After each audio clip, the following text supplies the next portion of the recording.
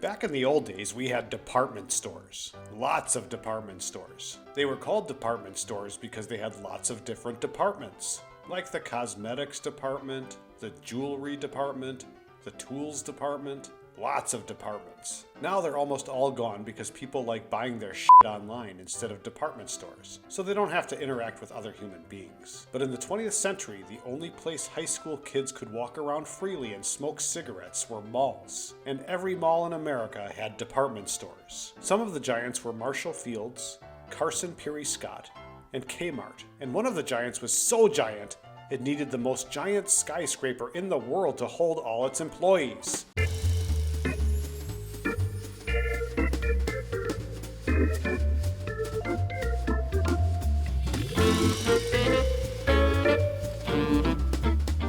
In the 1960s, Sears Roebuck and Company was the largest retailer in the United States. So large that it needed a larger building for all their employees. Since 1906, its headquarters were in Chicago's West Side. They thought about relocating to the suburbs, but then they'd have to relocate 7,000 employees. So they decided to build a skyscraper on the westernmost fringe of Chicago's Loop. Sears Tower, or the Sears Tower, was erected in 1973 and was the tallest building in the world. Not the tallest building in Chicago. Not the tallest building in the United States. The tallest building in the world. And remained the tallest building in the world until 1998, when the Petronas Towers in Kuala Lumpur, Malaysia were built.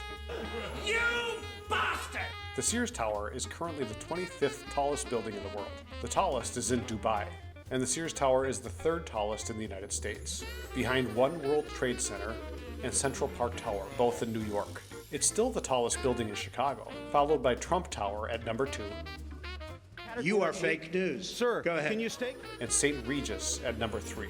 In the 1980s and 90s, Sears began declining, being surpassed by Walmart as the largest retailer in the United States. In 1988, Sears tried selling the building, but couldn't find a buyer for the right price, so they refinanced it. In the early 1990s, Sears moved out of the Sears Tower to its new headquarters in Hoffman Estates.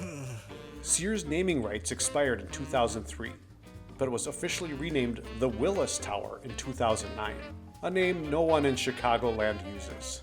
Sears began closing down all its stores in the 2010s, which made me sad because I worked at Sears when I was in high school, and nobody would understand the joke, "He buys his suits at Sears," when describing a cheapskate. Shopping from home has made department stores obsolete, and working from home is making skyscrapers more and more obsolete.